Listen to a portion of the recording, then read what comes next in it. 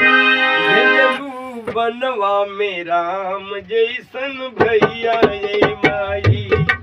भेजलू बनवा में राम जैसन भैया ये माई।